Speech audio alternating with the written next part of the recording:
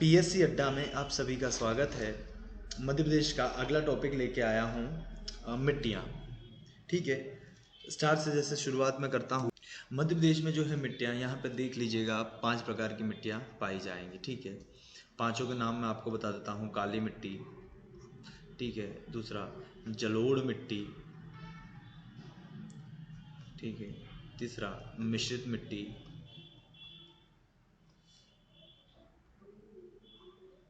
मिश्रित मिट्टी, उसके बाद फोर्थ जो है लाल पीली मिट्टी,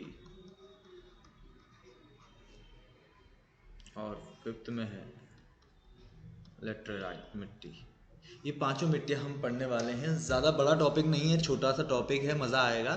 बस ध्यान से आप समझने की कोशिश कीजिएगा। ठीक है, बढ़ते हैं आगे। देखिए, भारत में जो है मध्य भारत में 8 प्रकार की मिट्टियाँ पाई जाती हैं और मध्य प्रदेश में 5 प्रकार की पाई जाती हैं। ठीक है, ये लोग भी आप भी इस बात का भी ध्यान रखें। देखो, मध्य प्रदेश में टोटल जो है 5 प्रकार की मिट्टियाँ पाई जाएंगी। उसमें से सबसे पहले अपन जिस मिट्टी को पढ़ने वाले हैं उसको काली मिट्टी कहते हैं। ठीक है, देखो, काली मिट्टी को रेगुर या हुमस के नाम से भी जाना जाता है। लास्ट में मैं इसको बहुत सारे इसके नाम आपको बता दूंगा तो आपको इजीली रहेगा। ठीक है, अब क्या है, स्थानीय लोग इसको देखो क्या बोलते हैं, भनरी, भनरी या कन्नर के नाम से भी इसको जानते हैं। भन्नी या कन्नर के नाम से भी इसको जानते हैं। यह मध्य प्रदेश में सर्वाधिक पाई जाती है और कम से कम 47% हिस्से में पाई जाएगी। कितने में? मध्य प्रदेश का ओवरऑल जो एरिया है उसमें 47% हिस्से में पाई जाएगी। देखो, डक्कन ट्रैप का मतलब होता है बेसाल्ट चट्टानें। ठीक है, जैसे मैं आपको बोलूं कि ज्वालामुखी से क्या निकलेगा, लावा निकलेगा, लावे से क्या बनेगी, आग्नेय चट्टानें बनेगी, आग्नेय चट्टानों के कुछ समय बाद बेसाल्ट चट्टानें बनेगी, और उस बेसाल्ट चट्टानों के शरण से क्या मिलेगी या किसका निर्माण होगा, तो काली मिट्टी का निर्माण होगा। ठीक है, तो दक्कन ट्रैप का मतलब ही क्या होता है, बेसाल्ट, है ना, दोनों एक ही चीज़ है। ठीक है, जैसे मैंने आप लोगों को पठार पढ़ाए थे तो उसमें दोनों में एक ही बात है, बेसाल्ट भी बोल सकते हैं, दक्कन ट्रैप भी बोल सकते हैं। ठीक है, एक ही नाम है। ठीक है, आगे बढ़ते हैं। ये जो आपका पीडीएफ है, ये पीडीएफ भी आपको अवेलेबल हो जाएगा। ठीक है, अब देखिए, अच्छा, काली मिट्टी का काला रंग काला ही क्यों होता है? काला रंग है इसलिए अपन इसको काली मिट्टी बोलते हैं ना। तो काला ही क्यों होता है? तो उसमें क्या होता है कि लोहे की अधिकता के कारण, लोहे की अधिकता के कारण इसका काला रंग होता है। ठीक है, लोहे की अधिकता के कारण इसका काला रंग होगा। इसमें जो और देखिएगा कि चूना पत्थर, ठीक है, चूना पत्थर की भी इसमें अधिकता रहेगी। ठीक है, और इसका जो पीएच मान है, थोड़ा सा गलत टाइप हो गया है, इसका पीएच मान जो है 7.5 से 8.6 के मध्य है। इस प्रकार यह क्षारीय प्रवृत्ति की मिट्टी है। इस प्रकार यह क्षारीय प्रवृत्ति की मिट्टी है। ठीक है, यह मध्य प्रदेश के ओवरऑल 47% हिस्से में फैली हुई है। कितने में? 47% हिस्से में फैली हुई है। ठीक है, अब इस मिट्टी के आप लोग और नाम देख लीजिएगा। जैसे कि मैं इसको बोलता हूँ कपासी मिट्टी बोलूँगा। ठीक है, कपासी मिट्टी। फिर दूसरा जो है रेगूर मिट्टी। थर्ड पे बोलूँगा इसको तो करेल मिट्टी, करेल। चौथे में इसको बोलूँगा तो चेरिनोजम। बहुत सारे नामों को इसको जाना जाता है। ठीक है, काली मिट्टी में फॉस्फेट, नाइट्रोजन एवं जैव पदार्थों की कमी होती है। तो देखो, नाइट्रोजन और फॉस्फेट की इसमें क्या होती है, कमी पाई जाती है। ठीक है, ध्यान रखिएगा इस बात का। ठीक है, काली मिट्टी जो है 3 प्रकार की होती है। मतलब काली मिट्टी में अपन और डिटेल में जाएं तो एक तो साधारण काली मिलेगी, दूसरी अपन को गहरी काली मिलेगी, और तीसरी अपन को छिछली काली मिलेगी। ये तीनों अपन को पढ़नी पड़ेगी। ठीक है, तो 47 में से जो ये वाली हो जाएगी साधारण काली, ये लगभग 7% हिस्से में फैले मिलेगी अपन को। गहरी काली जो है 3.5 में मिलेगी, और छिछली काली जो है 11% के हिस्से में अपन को मिलेगी। ठीक है, नहीं, साधारण काली 37 पे, सॉरी, 7 पे नहीं, 37% पे मिलेगी, गहरी 3.5 पे और छिछली 11 पे। ठीक है, आगे बढ़ते हैं अपन। अच्छा, काली की ओर अपन बात कर लेते हैं। एक नई शीट यहाँ पे देख लीजिएगा।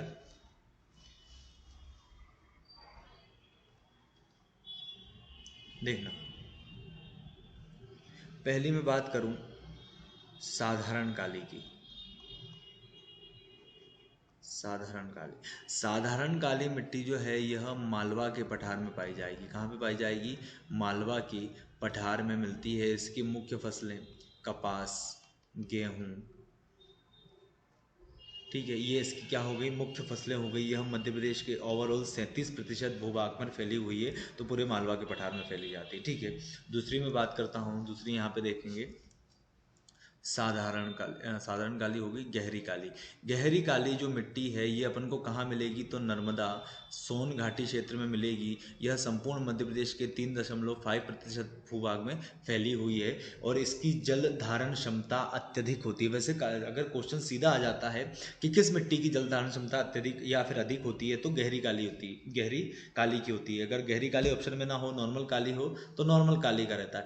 पर जैसे साधारण काली, गहरी काली या छिछली काली में आ जाए तो सबसे ज़्यादा किसकी रहेगी? तो गहरी काली की रहेगी। ठीक है, आगे बढ़ते हैं। उसके बाद तीसरी पे आप देख लीजिए, यहाँ पे देख लीजिए छिछली काली। छिछली काली जो है कहाँ पे अपन को मिलेगी? तो छिछली काली मिलेगी सतपुड़ा मेकाल पर्वत श्रृंखला में। सतपुड़ा मेकाल पर्वत श्रृंखला में अपन को मिलेगी। ठीक है, यहाँ पे जो है ये अपन को ओवरऑल 11% के भूभाग पर मिलेगी। ठीक है, छिछली क्यों होती है? क्योंकि इसमें कुछ बलुआ पत्थर और रेत के कण पाए जाते हैं, इसलिए इसको छिछली काली मिट्टी कहा जाता है। ठीक है, आगे देखना, लाल पीली मिट्टी की बात करूंगा। एक ही नाम है ना, लाल, ये पूरा एक ही नाम है, लाल पीली मिट्टी। लाल पीली मिट्टी जो है कहाँ पे पाई जाएगी? तो लाल पीली मिट्टी जो है पूर्व का पठार या फिर बघेलखंड के पठार में पाई जाती है। कहाँ पे? पूर्व का पठार या फिर बघेलखंड के पठार में पाई जाती है। बुंदेलखंड गलत हो गया है, इसमें बुंदेलखंड नहीं आएगा। बुंदेलखंड के कुछ भाग में आ सकता है, ठीक है, वो प्रॉपर बुंदेलखंड में नहीं आएगा। रीवा पन्ना का कुछ भाग में आ सकती है, पर बुंदेलखंड के प्रॉपर पार्ट में नहीं आएगा। ठीक है, तो ये हल्का सा गलत टाइप हो गया है, मिसप्रिंट हो गया था। तो मेन मूलतः ये प्रॉपर कहाँ आपसे पूछी जाए कि प्रॉपर कहाँ पाई जाती है, तो प्रॉपर ये बघेलखंड के पठार में, जिसे अपन ने एक और रूप पढ़ा है जिसका क्या नाम है? पूर्व का पठार या फिर बघेलखंड के पठार में पाई जाती है। ठीक है, विशेषकर मंडला, बालाघाट, सीधी, शहडोल। ठीक है, लाल पीली मिट्टी का निर्माण जो है आक्रियन क्रम के धारावार तथा प्रमुखतः गोंडवाना काल की चट्टानों से हुआ है। ठीक है, और ये धीरे धीरे ऋतु ब ऋतु मतलब साल दर साल इनका क्या क्षरण होता गया। ठीक है, तो उस तरीके से इसका क्या हो गया? निर्माण हो गया। अब देखिएगा, लाल मिट्टी का लाल रंग क्यों होता है? क्वेश्चन जैसे अपन ने काली का पढ़ लिया, तो लाल मिट्टी का लाल रंग क्यों होगा? तो लोहे के ऑक्सीकरण के कारण, लोहे के ऑक्सीकरण के कारण। ठीक है, पीला रंग क्यों होता है? तो फेरिक ऑक्साइड के कारण। ये विशेष तौर पर ध्यान रखिएगा, फेरिक ऑक्साइड के कारण। ठीक है, लाल रंग काई की वजह से होता है तो लोहे के ऑक्सीकरण के द्वारा, और पीला रंग काई की वजह से होता है तो फेरिक ऑक्साइड के कारण। ठीक है, इसका जो पीएच मान है वो 5.5 से 8.5 है। इस प्रकार यह अम्लीय से क्षारीय प्रवृत्ति की। कैसी है? अम्लीय से क्षारीय प्रवृत्ति की मिट्टी है। कैसी है? अम्लीय से क्षारीय प्रवृत्ति की मिट्टी है। 5.5 से 8.5 तक इसका क्या है? पीएच वैल्यू है। ठीक है, इस मिट्टी में चावल की फसल ज़्यादा उगाई जाती है, क्योंकि इस पठार पर बारिश भी बहुत ज़्यादा अच्छी होती है ना, औसत से ज़्यादा वर्षा होती है। इस कारण यहाँ पे क्या है, और मिट्टी भी ऐसी मिल गई, तो इसलिए यहाँ पे चावल की प्रमुख फसल उगाई जाती है। इस मिट्टी में ह्यूमस तथा नाइट्रोजन की कमी आती है। ये दोनों जो आप नाम देखिएगा, ये सारी मिट्टियों में कमी आएंगे। ठीक है, ये हर मिट्टी में कमी आती है। इसलिए अपन बोलते हैं ना, यूरिया वगैरह का जो खाद अपन, आपने सुना होगा कि यूरिया जो खाद अपन खेतों को देते हैं तो किस चीज़ की कमी पूरी करेगा? तो नाइट्रोजन की कमी पूरी करता है। ठीक है, आगे बढ़ते हैं। जलोढ़ मिट्टी, देखना जलोढ़ मिट्टी कहाँ पे पाई जाएगी? तो मैंने आप लोग को एक पठार पढ़ाया था, मध्य भारत का पठार। इस पठार का निर्माण ही कैसे हुआ था? तो नर्मदा, चंबल तथा उसकी सहायक नदियों से। चंबल क्या करेगी? तो मृदा अपरदन करेगी। मतलब यहाँ पे कौन सी मिट्टी पाई जाएगी? तो जलोढ़ मिट्टी पाई जाएगी। इस पूरे पठार का जो निर्माण हुआ है वो जलोढ़ मिट्टी से ही हुआ है। ठीक है, भिंड हो गया, मुरैना हो गया, शिवपुरी हो गया, ग्वालियर हो गया। ठीक है, यह क्षारीय प्रवृत्ति की मिट्टी है। ठीक है, इसे एल्यूवाइट मिट्टी या दोमट मिट्टी के नाम से भी जाना जाता है। दोनों नाम आप विशेष तौर पर ध्यान रखिए, एल्यूवाइट या दोमट मिट्टी के नाम से भी इसको जाना जाता है। जलोढ़ मिट्टी क्या करती है, मृदा अपरदन करती है, मतलब नदियाँ जो है नदियों के साथ चली जाती है, इसलिए इसे रेंगती हुई मिट्टी, मृत्यु नहीं होगा, मिट्टी या मृदा, रेंगती हुई मृदा भी कहा जाता है। ठीक है, चंबल नदी के साथ या चंबल के पानी के साथ यह बहना चालू कर देती है, अकेले तो बहेगी नहीं, है ना। देखिए ऐसी कोई भी आपको ऐसी मिट्टी का नाम जो पढ़ने में आपको ऐसा लगे कि ये अपना स्थान छोड़ रही है, पढ़ते समय अपन को क्या अभाव रहे कि ये ऐसा नाम है जो अपना क्या स्थान छोड़ रही है, तो उस मिट्टी का मतलब ही क्या रहेगा, जलोढ़ मिट्टी। जलोढ़ मिट्टी जो है अधिकतर मृदा अपरदन करेगी या पानी के साथ इजीली बह जाती है। ठीक है, तो अगर आपको कहीं पे भी ऐसा कुछ नाम आपको अटपटा सा लगे और आपको ऐसा प्रतीत हो कि ये मिट्टी अपना जगह छोड़ रही है, स्थान छोड़ रही है, तो आप क्या लगा के आएंगे, जलोढ़ मिट्टी लगा के आएंगे। ठीक है, मध्य प्रदेश में विशेषकर भिंड, श्योपुर, मुरैना, ग्वालियर सबसे ज़्यादा अधिक प्रभावी। आप लोगों को सुना होगा भिंड मुरैना में, तो है ना, बीहड़ वाला इलाका है, तो इसी वजह से है। ठीक है, और बाकी मैं अभी आपको थोड़ी देर बाद मैं अपना समझाता हूँ जब पूरा हो जाएगा। तो देखा, जलोढ़ मिट्टी का निर्माण बुंदेलखंड की नीस एवं ऋतुशरण का मतलब होता है समय के साथ साथ, है ना, सालों दर सालों ऋतुएं निकल जाती हैं, जैसे अपन बोले कि काफ़ी न्यू ईयर निकल गए, तो उसका मतलब ये होगा। तथा चंबल नदी के निरपेक्षित पदार्थों से हुआ है। जलोढ़ मिट्टी में नाइट्रोजन, जैव तत्व, फास्फोरस की कमी पाई जाती है। जैसा कि मैंने कहा कि ये वाली लाइन आपको हर मिट्टी में मिल जाएगी, है ना, ये वाली लाइन जो है आपको हर मिट्टी में मिल जाएगी। ये मिट्टी जो है 30 लाख एकड़ क्षेत्रफल में पाई जाती है। जलोढ़ मिट्टी का पीएच मान 7 है। इस प्रकार यह कैसी है, उदासीन है, उदासीन है।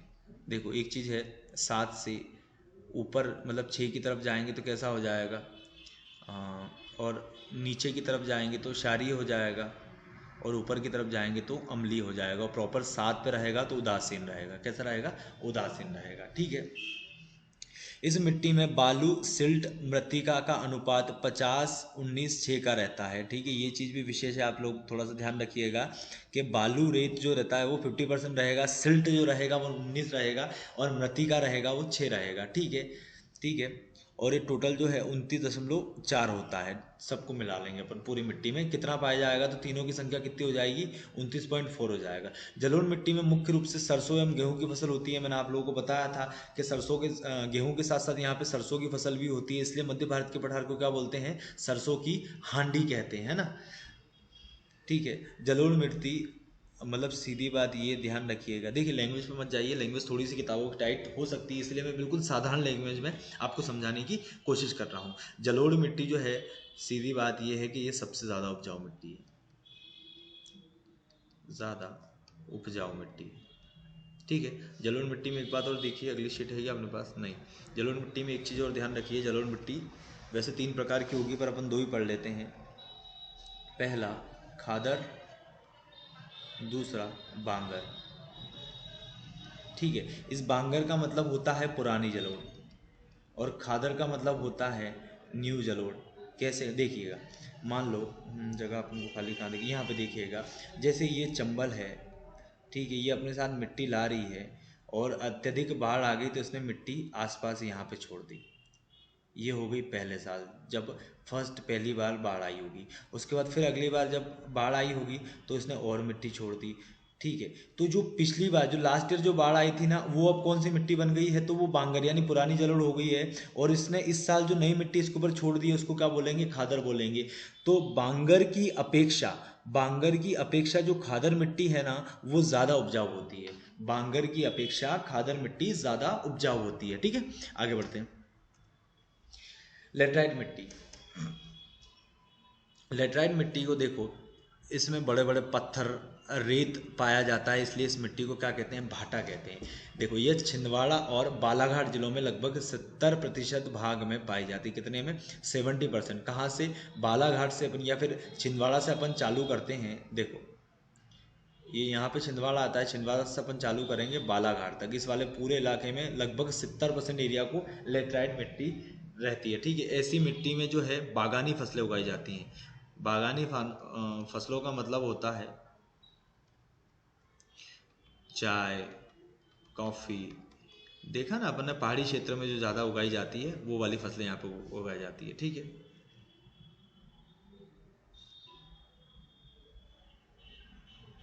देखो बलुई मिट्टी, यहाँ पे देखना, इसको इसको नाम से ही भूल जाओ, इसका मेन अपन को नाम क्या रखना है, मिश्रित मिट्टी। ठीक है, मिश्रित मिट्टी मतलब क्या होता है कि जहाँ पे लाल प्लस पीली प्लस काली मिट्टी उपस्थित हो उसको अपन क्या बोलेंगे, तो मिश्रित मिट्टी बोलेंगे। देखो पूरी खिचड़ी बन गई है मिट्टी की, तो इसको क्या बोलेंगे अपन, तो इसको मिश्रित मिट्टी बोलेंगे। ठीक है, मिश्रित मिट्टी जो है यह ओवरऑल मध्य प्रदेश के 18.30% भूभाग पर मिलेगी। कितने पे मिलेगी, 18.3% भूभाग पर अपन को मिलेगी है। ठीक है, देखो रेतीली मिट्टी कहते हैं क्योंकि इसमें बहुत सारी मिट्टियाँ होती हैं, एक मिट्टी होती नहीं है। बुंदेलखंड के कुछ भाग में रेत और बालू में मिश्रित मिट्टी पाई जाती है। मैं अभी आपको मैप के थ्रू बता देता हूँ, सारी की सारी मिट्टियाँ हो गई हैं। देखो यहाँ पे अपन को स्पेशल मिला है ये पेज, तो आराम से देखना है ना। अब सारा निष्कर्ष अपन निकाल देते हैं, छोटा सा ही टॉपिक है, ज़्यादा बड़ा टॉपिक नहीं है, तो सारा निष्कर्ष अपन निकाल देते हैं।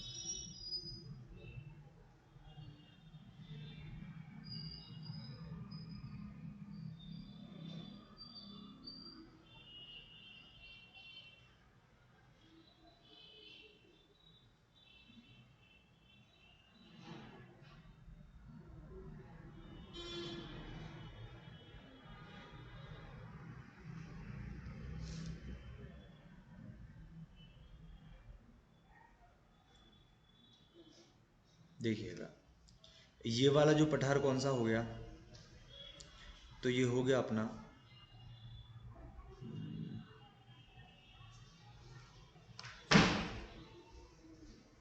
ये हो गया, देखो मध्य भारत का पठार हो गया। यहाँ पे देखिएगा, इसको मैं पूरा यहाँ तक टच कर देता हूँ, तो इसमें बुंदेलखंड प्लस रीवा पन्ना का पठार हो गया, ये पूरा वाला। ठीक है, इसको यहाँ तक मैं ले आता हूँ तो मालवा का पठार हो गया। ये यहाँ तक इस प्रकार खींच देता हूँ तो क्या बन जाता है, ये नर्मदा सोन घाटी क्षेत्र बन जाता है, और ये मेकाल पर्वत श्रृंखला बन जाएगी। और इसको क्या बोलूँगा मैं, तो बघेलखंड का पठार या पूर्व का पठार। अब देखना यहाँ पे जो मिट्टी अपन को पाई जाती है इस पूरे में, तो यहाँ पे जो पूरी मिट्टी पाई जाएगी इसको क्या बोलेंगे, जलोढ़ मिट्टी। जलोढ़ मिट्टी मध्य प्रदेश के 3% हिस्से पे पाई जाएगी। कितने पे, 30% हिस्से पे पाई जाएगी। इसको रेंगती हुई मृदा मृदा भी बोलते हैं। दो नए रूप में मिल जाएगी अपन को, कैसे कैसे में, एक तो खादर में मिल जाएगी, एक बांगर में मिल जाएगी। खादर को क्या बोलेंगे, तो न्यू जलोढ़ बोलेंगे, और बांगर को क्या बोलेंगे, तो ओल्ड जलोढ़। ठीक है, इसको न्यू बोलेंगे, इसको पुरानी बोल देंगे। इसकी अपेक्षा यानी बांगर की अपेक्षा खादर क्या है, ज़्यादा उपजाऊ है। ठीक है, ये ओवरऑल 3% हिस्से में पाई जाती है। इसका निर्माण कैसे हुआ है, यह मिट्टी अपन को कैसे मिलेगी, तो चंबल तथा उसकी सहायक नदियों से मिलेगी। ये अपना मालवा का पठार है। यहाँ पे देखिएगा इस पूरे में ये जो आपको पूरा हिस्सा दिख रहा है ना, ये वाला पूरा, यहाँ पे काली मिट्टी पाई जाती है। ओवरऑल कितना मिल जाएगा अपन को, 47% हिस्से में पाया जाएगा। बस मालवा के पठार में अपन को कैसी काली मिट्टी मिलेगी, तो साधारण काली मिलेगी। कैसी मिलेगी, साधारण काली मिलेगी। नर्मदा सोन घाटी क्षेत्र में कैसी मिलेगी, तो गहरी काली मिलेगी। और यहाँ पे कैसी मिलेगी, सतपुड़ा मेकाल पर्वत श्रृंखला में तो छिछली काली मिल जाएगी। ठीक है, साधारण काली जो है 37% पे, गहरी काली जो है, देखो एक प्रॉपर डेटा नहीं दे रहा हूँ मैं, है ना, एक लगभग का डेटा दे सकते हैं अपन जो आपको याद करने में इजी रहे। ठीक है, तो याद करने में इजी रहेगा। 3.5 रहेगी, और यहाँ पे छिछली 11% में मिल जाएगी। ठीक है, ये लगभग 37%, ये 36 में मिल जाती है। जो लाल पीली मिट्टी जो है ये 36% हिस्से में मिल जाती है। और जो पूरे में देखिए यहाँ से लेके ये यहाँ से यहाँ तक, इसमें 2 पठार आ गए। कौन से पठार आ गए, तो इसमें रीवा पन्ना का पठार भी आ गया, बुंदेलखंड का पठार आ गया। और यहाँ पे अपन को कैसी मिट्टी मिलेगी, मिश्रित मिट्टी मिलेगी, जो सबसे कम उपजाऊ होती है, सबसे कम उपजाऊ होती है। ठीक है, सबसे ज़्यादा उपजाऊ कौन सी हो गई, तो जलोढ़ मिट्टी हो गई। सबसे कम कौन सी हो गई, तो मिश्रित मिट्टी हो गई। ठीक है, ये जो है 18.30% हिस्से में, या संपूर्ण मध्य प्रदेश के 18.30% हिस्से में फैली हुई है। आई होप आप सभी लोगों को ये मिट्टियों का टॉपिक क्लियर हो गया हो, आप सभी को पसंद आया हो। तो थैंक यू सो मच, आप लोगों का कीमती समय दिया आप लोगों ने। ठीक है, थैंक यू।